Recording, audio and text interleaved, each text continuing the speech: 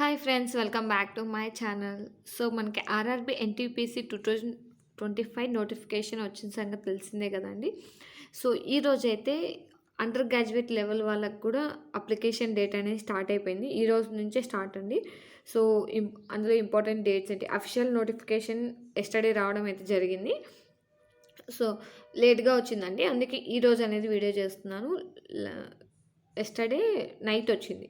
So ఈరోజు నుంచి అయితే అప్లికేషన్ డేట్ అనేది స్టార్ట్ అయిపోయింది. ఈ అప్లికేషన్లో మనకి నెంబర్ ఆఫ్ వేకెన్సీస్ ఇచ్చారు అండ్ ఇంపార్టెంట్ డేస్ ఇచ్చారు, శాలరీ ఎలా ఉంటుంది, ఏజ్ లిమిట్ ఏంటి, మెడికల్ స్టాండర్డ్స్ ఏంటి, అసలు ఎగ్జామ్ ప్యాటర్న్ ఏంటి, సో నెంబర్ ఆఫ్ క్వశ్చన్స్ ఎన్ని ఉంటాయి, టైం ఎంత, సో కరెక్షన్ విండో ఎప్పుడు ఓపెన్ అవుతుంది, సో ఇలాంటి ఇన్ఫర్మేషన్ అంతా మీకు క్లియర్ కట్ ఇన్ఫర్మేషన్ ఇస్తానండి. సో ఫస్ట్ అయితే మీరు వీడియో అంతా కంప్లీట్గా చూసిన తర్వాత ఇంకా ఏమైనా డౌట్స్ ఉంటే అప్పుడు కామెంట్ చేయండి, ఓకేనా. సో ఇప్పుడైతే మనం వీడియోలోకి వెళ్ళిపోదాం. సో ఆర్ఆర్బి ఎన్టీపీసీ 2025 నోటిఫికేషన్ అఫీషియల్గా రిలీజ్ అయిందండి. సో అండర్ గ్రాడ్యుయేట్ లెవెల్ వాళ్ళకి, ఆల్రెడీ గ్రాడ్యుయేట్ లెవెల్ వాళ్ళకి రిలీజ్ అయిపోయింది. నేను ఆల్రెడీ వీడియో చేశాను. ఎవరికైనా కావాలంటే ఎండ్ కార్డులో వేస్తాను, ఒకసారి చూడండి. అలాగే మనం జోన్ ఎలా సెలెక్ట్ చేసుకోవాలి, సో దాని గురించి కూడా ఒక వీడియో చేశానండి, ఏ ఏ పాయింట్స్ తీసుకోవాలో. సో ఆ వీడియో కూడా మీకు ఎండ్ కార్డులో ఇస్తాను, ఒకసారి చెక్ చేయండి. ఈ అండర్ గ్రాడ్యుయేట్ లెవెల్ వాళ్ళకు కూడా జోన్ ఎలా సెలెక్ట్ చేసుకోవాలి కావాలంటే కామెంట్ చేయండి. మీకు కూడా అసలు జోన్ అనేది ఎలా సెలెక్ట్ చేసుకోవాలి, మనం ఏమేమి పాయింట్స్ కన్సిడర్ చేయాలో మీకు క్లియర్ కట్గా ఎక్స్ప్లెయిన్ చేస్తాను, ఓకేనా. సో ఇప్పుడైతే మన under graduate level application date అనేది ఈ రోజు నుంచి స్టార్ట్ అయిందండి. అంటే 28 అక్టోబర్ 2025 నుంచి క్లోజింగ్ డేట్ అప్పుడు 27 సెప్టెంబర్ అక్టోబర్ నవంబర్ 2025. అంటే నియర్లీ ఒక 1 మంత్ అనేది మనకి టైం అయితే ఇవ్వడం జరిగింది. బట్ మీరైతే ఈ 1 మంత్ వెయిట్ చేయకండి, అలాగే ఈరోజే అప్లై చేయకండి. మీకు అది ప్రాసెస్, అది జోన్ సెలెక్షన్ చేసుకోవాలి మీరు. అండ్ మళ్ళీ ఏ పోస్ట్కి అప్లై చేస్తున్నారో సెలెక్ట్ చేసుకోవాలి. ఈ పోస్ట్ ఎక్కడ వేకెన్సీస్ తక్కువ ఉన్నాయి, ఏ జోన్లో వేకెన్సీస్ ఎక్కువ ఉన్నాయి, సో కట్ ఆఫ్ ఎంత, సో ఇలాంటి ఇన్ఫర్మేషన్ అంతా తెలుసుకున్న తర్వాత అప్లై చేయండి. ఎందుకంటే వన్స్ జోన్ అనేది మీరు సెలెక్ట్ చేసుకుంటే జోన్ అనేది మార్చలేము మనము. సో దానికోసం అని చెప్పేసి కొంచెం ఓపిక పట్టండి, 1-2 డేస్. సో ఎవరికైనా తెలుసుంటే కనుక వెల్ అండ్ గుడ్, మీరు అనేది అప్లై చేసుకోండి. ఎందుకంటే లాస్ట్ టైం నేను అప్లై చేశాను, అంటే నేను గ్రాడ్యుయేట్ లెవెల్కి అప్లై చేశానండి. బట్ ఈ జోన్ కేటగిరీ ఇవన్నీ నాకు తెలియకుండా నేను నార్మల్గా అప్లై చేశాను. సో మనకి దిగే కొద్దీ తెలుస్తుంది కదా. సో ఇప్పుడు నాకు కొంచెం ఎక్స్పీరియన్స్ వచ్చింది, కొంచెం ఇన్ఫర్మేషన్ బెటర్గా తెలుసు లాస్ట్ టైం కంటే. సో ఇప్పుడు ఇంకా మీకు క్లియర్ కట్గా చెప్తాను. సో కొంచెం వెయిట్ చేయండి, 1-2 డేస్. సో ఎవరికైనా వీడియోస్ కావాలంటే కనుక కామెంట్ చేయండి, ఖచ్చితంగా మీకు వీడియోస్ అనేది చేసి పెడతాను. తర్వాత మీరు అనేది అప్లోడ్ చేసుకోండి. అలాగే లాస్ట్ వరకు కూడా ఉండిపోకండి. లాస్ట్ 1 వీక్ అనేది మీకు, లాస్ట్ వీక్లో అసలు అప్లికేషన్ అనేది ప్రాసెస్ అనేది చాలా డౌన్ అయిపోతుంది, సర్వర్ చేయలేరు. సో మినిమం 20th 11 లోపే మీరు అనేది అప్లికేషన్ పెట్టేసుకోవడానికి ట్రై చేయండి, ఓకేనా. సో ఇక్కడికైతే అప్లికేషన్ క్లోజ్ అయిపోతుంది. నెక్స్ట్ మనకి కరెక్షన్ విండో అనేది 2 డేస్ తర్వాత, అంటే 13th నవంబర్ నుంచి 9th డిసెంబర్ వరకు ఓపెన్ అవుతుందండి. అంటే ఒక 10 డేస్ అనేది ఓపెన్లో ఉంటుంది కరెక్షన్ విండో. ఎవరైనా మిస్టేక్స్ చేస్తే కరెక్ట్ చేసుకోవాలి. ఇక్కడ జోన్ అనేది మీరు చేంజ్ చేయలేరు, ఓన్లీ మీ నేమ్ పరంగా కానీ అలా కరెక్ట్ చేసుకోవచ్చు అంతే, ఓకే. నెక్స్ట్ వచ్చేసి అసలు ఇందులో ఏమేమి పోస్టులు ఉంటాయి. సో ఆల్రెడీ తెలిసిన వాళ్ళకైతే ఓకే అండి. ఎవరైనా కొత్తగా చూసేవాళ్ళు, కొత్తగా రాసేవాళ్ళు కూడా ఉంటారు కదా, ఇయర్లీ రాసేవాళ్ళు ఉంటారు కదా. సో ఎవరికైనా తెలియకపోతే నేను మీకు ఏ పోస్టులు ఉన్నాయో చెప్తాను. సో పోస్ట్ నేమ్ వచ్చేసి ఇందులో 4 టైప్ ఆఫ్ పోస్టులు ఉన్నాయండి, 4 టైప్ ఆఫ్ వేకెన్సీస్ అనేవి ఉన్నాయి. So commercial come ticket collector. So ఇది అండర్ గ్రాడ్యుయేట్ లెవెల్ కాబట్టి 10th + 12 అంటే inter, okay, are equivalent qualification అండి. సో ఇది అందరికీ తెలిసిందే కదా, 10th + 2 years అంటే ఇంటర్ అండర్ గ్రాడ్యుయేట్ లెవెల్ వాళ్ళకి, okay. So commercial come ticket collector అండి. ఇది పే లెవెల్ వచ్చేసి 3rd పే లెవెల్ వస్తుంది. హైయెస్ట్ పే లెవెల్ అంటే 7th పే లెవెల్ అండి ఇప్పుడు మనకి.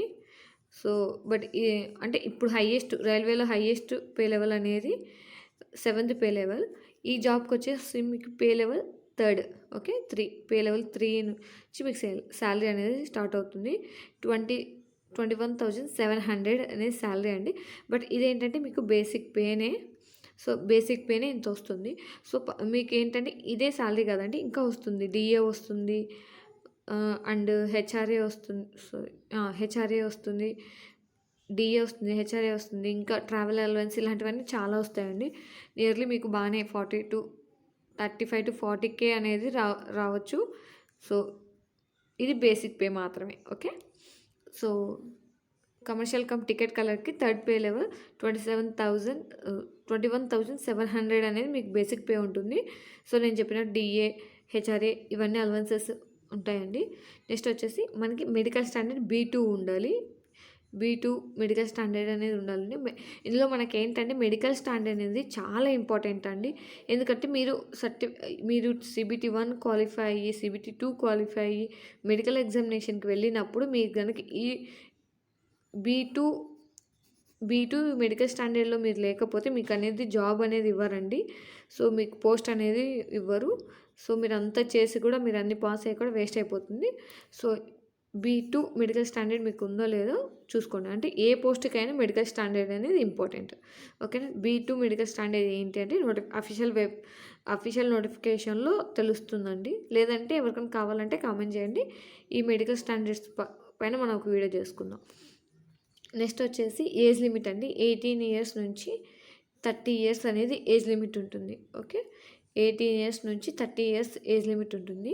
అండ్ దీనికి వచ్చేసి మనకు ఓవరాల్ ఇండియా ప్రకారం చూసుకుంటే ఓవరాల్ ఇండియాలో ఈ వేకెన్సీస్ వచ్చేసి 2024 వేకెన్సీస్ ఉన్నాయి. దీనికని కమర్షియల్ కమ్ టికెట్ కలెక్టర్కి 2024 వేకెన్సీస్ అయితే ఉన్నాయి.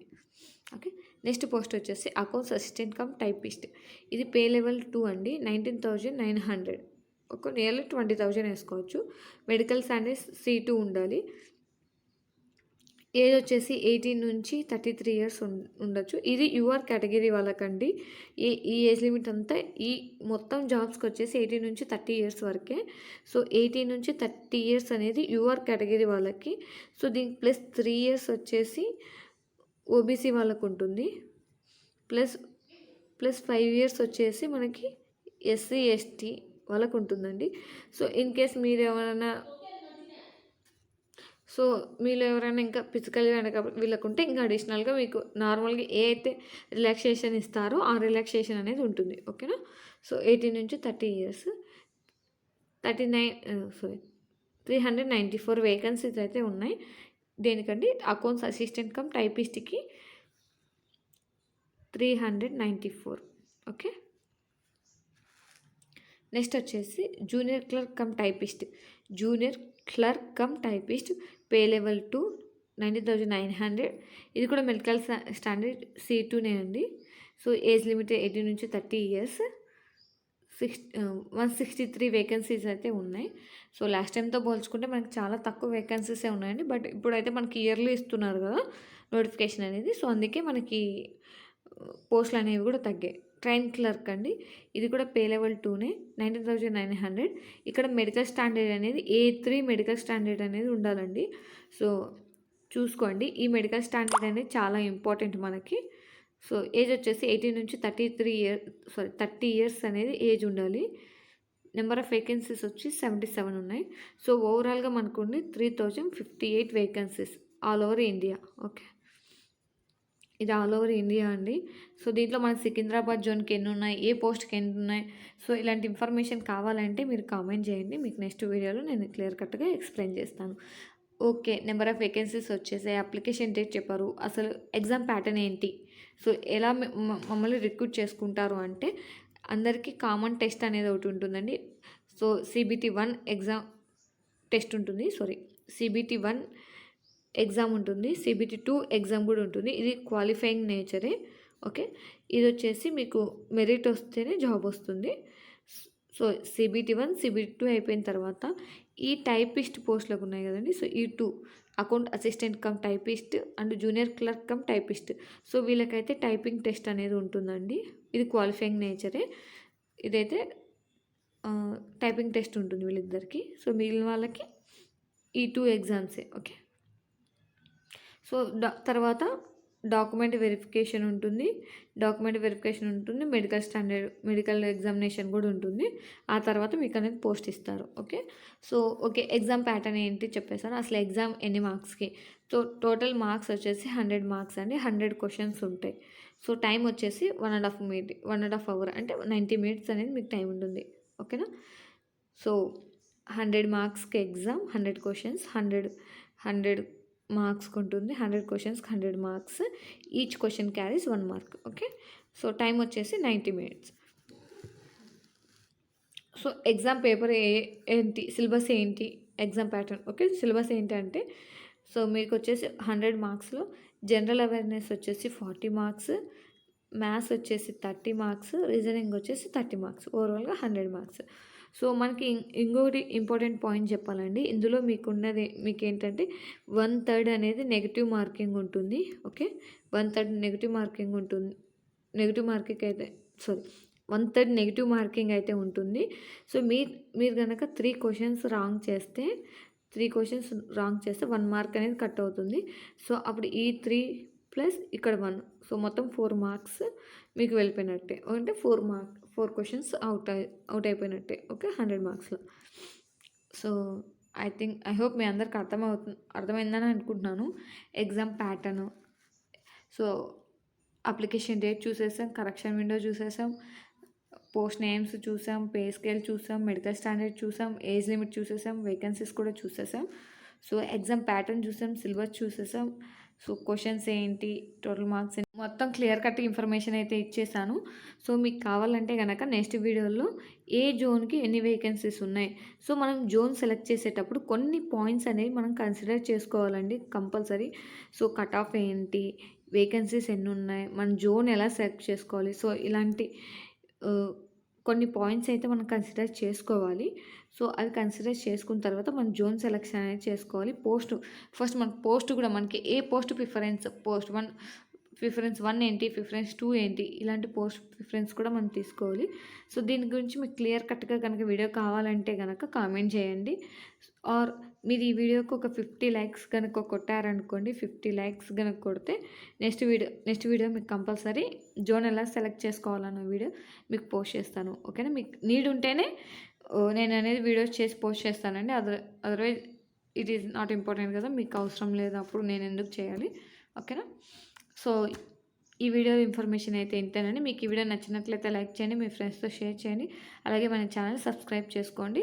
సో రాను మీకు ఏ వీడియోస్ కావాలి, సిలబస్ వీడియో కావాలా, బుక్స్ వీడియోస్ కావాలా, అండ్ జోన్ సెలెక్ట్ వీడియో కావాలా, అండ్ అప్లికేషన్ ప్రాసెస్ వీడియోస్ కావాలా, సో ఎలాంటి వీడియోస్ కావాలో కామెంట్ చేస్తే అలాంటి వీడియోస్ అనేది మీకు చేస్తూ ఉంటాను. ఓకే. సో ఈ వీడియోకి అయితే ఇంతే. మీ ఫ్రెండ్స్తో షేర్ చేయండి, మన ఛానల్ సబ్స్క్రైబ్ చేసుకోండి, ఈ వీడియోకి లైక్ చేయండి, హైప్ చేయండి. సో ఇంకొక 4కి రికమెండ్ అవుతుంది. Thank you for watching. అందరికీ ఆల్ ద బెస్ట్.